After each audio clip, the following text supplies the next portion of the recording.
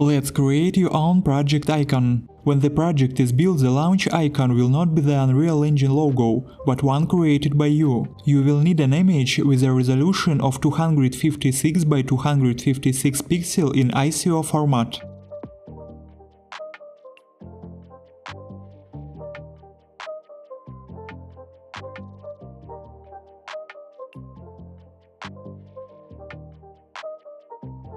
Go to Project Settings.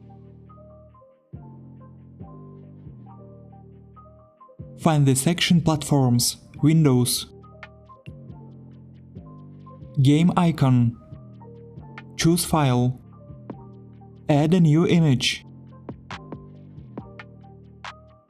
Now, after building the project, this image will be on the startup file and on the project shortcut.